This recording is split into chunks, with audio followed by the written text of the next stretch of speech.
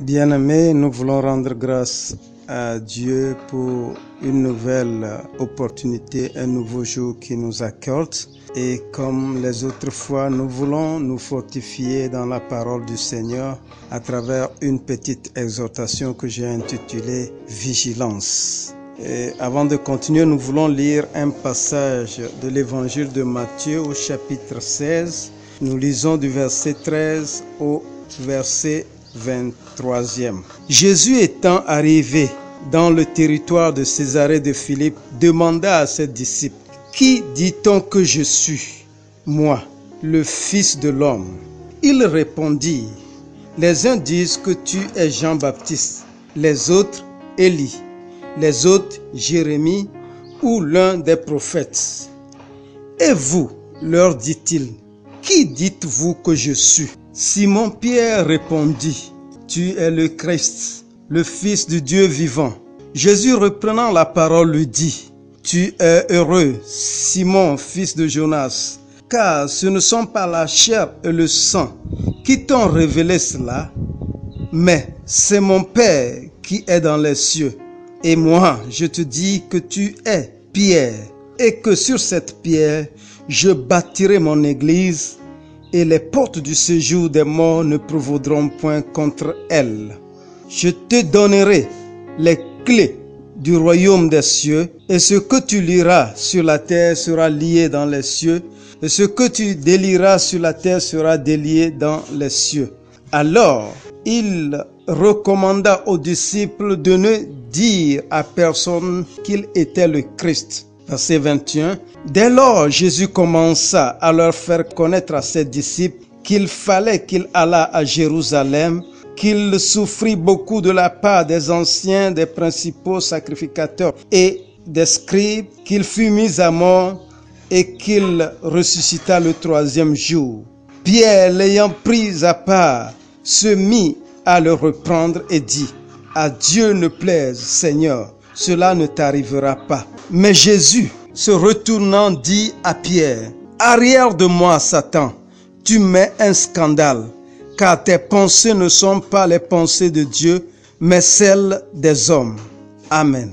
Notre Seigneur Jésus-Christ, à un moment donné de son ministère terrestre, et certainement lorsque son ministère évoluait vers sa fin, a voulu savoir si les disciples qu'il avait avec lui savaient qui il était et par conséquent la mission qu'il est venu accomplir sur la terre. Alors il leur fit deux interrogations.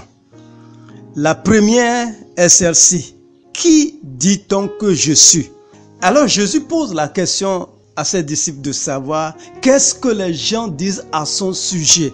Ils ont donné diverses réponses qui sont de bonnes réponses parce que c'est l'opinion des autres sur la personne de Jésus. Certains ont dit que Jésus était Jean-Baptiste, certains disaient qu'il était Élie, d'autres c'est un des prophètes quelconque.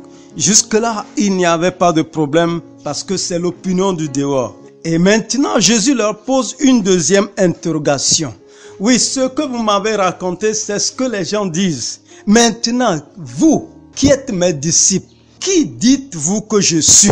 Et c'est là que l'apôtre Pierre, prenant la parole, dit: Tu es le Christ, le Fils du Dieu vivant.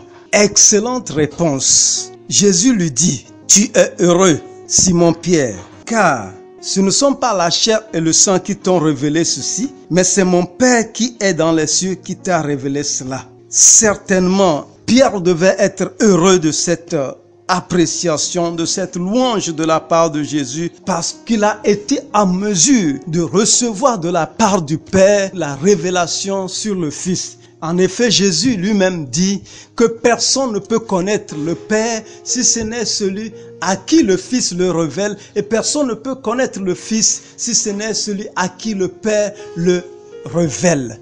Et donc, si Pierre a été capable de savoir qui était Jésus, c'est qu'il a été capable de recevoir de la part du Père une révélation. Alors, ceci étant, Jésus s'est dit que ses disciples sont prêts pour savoir les choses profondes de sa vie, de sa personne, en tout cas, les vérités profondes, capitales de son ministère terrestre. C'est alors qu'il a commencé à leur dire qu'il devait aller à Jérusalem, qu'il allait souffrir de la part des anciens, des principaux sacrificateurs et autres des scribes, qu'il allait mourir et ressusciter le 3e jour.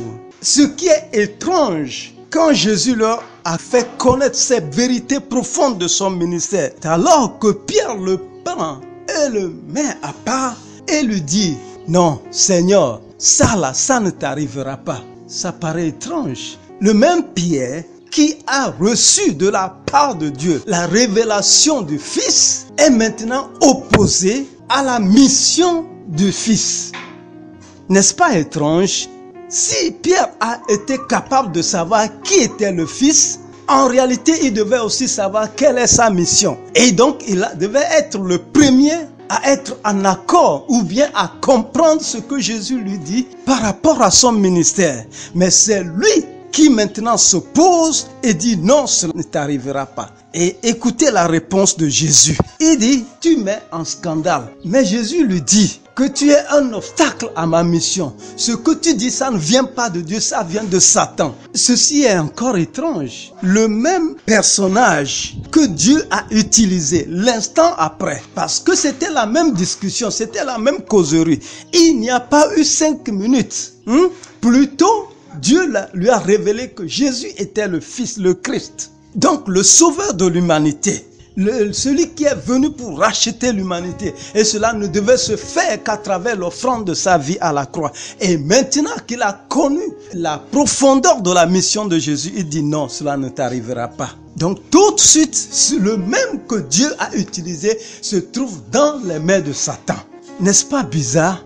Alors mes frères, qu'est-ce que nous devons apprendre? Et je veux particulièrement parler à ceux qui ont une grâce particulière de la part de Dieu, une onction particulière. Ceux qui ont reçu de la part de Dieu un cachet particulier, qui font des miracles, qui font des prodiges que Dieu utilise de manière extraordinaire. Je veux nous faire savoir, comprendre que pour quelqu'un de s'éclipser du camp de Dieu vers le camp de Satan, c'est juste une petite inattention, c'est juste une petite distraction qui va te transférer facilement du camp de Dieu au camp de Satan. C'est pourquoi l'apôtre Pierre nous exhorte dans 1 Pierre, le chapitre 5, le verset 8. Il dit, soyez sobres, veillez. Votre adversaire, le diable, rôde comme un lion rugissant, cherchant qui il va dévorer. Peu importe que tu as sur toi l'onction, peu importe que tu es revêtu de la puissance de Dieu, une petite inattention,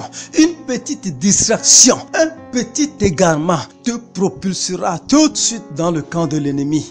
Et toi que le Seigneur a utilisé l'instant d'après, tu vas être aussi un outil entre les mains du diable. À supposer que Jésus lui-même redoutait la mission. Il n'était pas vraiment chaud pour la mission.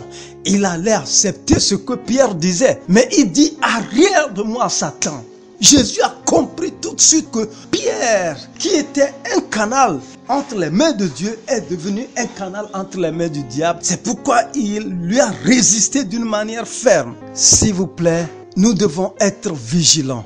Nous devons être extrêmement vigilants dans notre pensée, dans nos cœurs, dans nos actions. Nous devons être extrêmement vigilants parce que là où Dieu est, le diable aussi veut s'impliquer là-dedans. Ce que Dieu utilise, le diable aussi les cherche. Le diable aussi les guette. C'est pourquoi Pierre nous dit, et c'est le même Pierre, certainement il a dû tirer la leçon. Il dit le diable rôde parce qu'il en a fait les frais, parce qu'il a fait l'expérience. Le diable rôde. Dire que quelqu'un rôde, c'est qu'il est en train de chercher une porte d'entrée. Il est en train de chercher une faille. Et quand tu lui laisses la faille, quand tu lui laisses la porte d'entrée, il s'infiltre sans demander de permission. C'est ce qu'il a fait avec Pierre et certainement il en a tiré leçon. C'est pourquoi il nous donne ce conseil. L'apôtre Paul aussi nous parle des mêmes choses dans 1 Corinthiens chapitre 10, le verset 12. En effet, là, il a passé en revue toute la vie des enfants d'Israël. Il a rappelé toutes les grâces de Dieu, les mystères que Dieu a opérés, les prodiges que Dieu a opérés avec les enfants d'Israël, notamment la traversée de la mer Rouge, la manne qu'ils ont mangée pendant 40 ans, la traversée du Jourdain, toutes ces choses qui ont été des miracles, des prodiges de Dieu. Quoique les enfants d'Israël ont expérimenté toutes ces choses, cela ne les a pas empêchés de chuter. Ainsi, il nous donne un conseil au verset 12 en disant « Ainsi donc, que celui qui croit être debout prenne garde de tomber. » Mon frère, tu peux être debout, mais tout de suite, mais l'instant après, tu peux tomber. Tu peux être debout, tu peux être sur tes deux pieds, solide comme un poteau, mais l'instant après, ta pensée, tes émotions, tes regards, tes yeux peuvent t'éclipser de l'autre camp. Et pour terminer, nous voulons rappeler l'exemple de notre grand frère Samson, à qui Dieu aussi a fait une grâce exceptionnelle. C'est un homme que Dieu a oint depuis le sein maternel. Il avait un cachet particulier. Il était dédié à Dieu depuis le sein maternel. Physiquement, il emportait des signes, notamment les cheveux sur sa tête. Mais par sa vie, il s'est lamentablement livré. S'est livré à une prostituée du nom de Dalila qui l'a séduit au point que, sans le vouloir, sans le savoir, il lui a filé les secrets de sa puissance. Et elle qui voulait les vendre aux Philistins. Après qu'il a connu le secret, elle a détruit la source de sa puissance. Il lui dit, Samson, les Philistins sont sur toi. Et Samson, qui ne savait pas que Dieu l'avait quitté, la Bible dit qu'il se réveilla de son sommeil et dit, je m'en tirerai comme les autres fois et je m'en dégagerai. Mais il ne savait pas que Dieu s'était retiré de lui. Il s'est levé mais n'a pu rien faire. Lui qui a pu arracher les battants du portail de Gaza. Lui qui a pu avec une mâchoire d'âne tuer 1000 Philistins. On l'a pris comme, je ne sais pas, un petit enfant, comme un oiseau sans force, parce que il est tombé. S'il vous plaît, tu es debout aujourd'hui, veille sur toi. Celui qui est tombé, c'est lui qui ne craint plus de tomber. Mais toi qui es debout, prends garde, tu pourrais tomber. Et si nous faisons attention, le Seigneur nous tiendra ferme. Que Dieu nous en accorde la grâce. Seigneur, sois avec nous. Tu sais, nous sommes dans ce monde sur un chemin glissant, un chemin tentant, et nous avons besoin de la grâce quotidienne. Seigneur, tu as bien fait de renouveler chaque jour pour nous tes bontés et tes compassions. Nous prions que tu nous accordes cette assistance quotidienne afin que nous tenions ferme jusqu'au bout. Merci Seigneur de relever tous ceux qui sont tombés et de leur redonner la force, de leur redonner le courage de continuer le chemin. Que ton nom soit loué au nom de Jésus-Christ. Amen.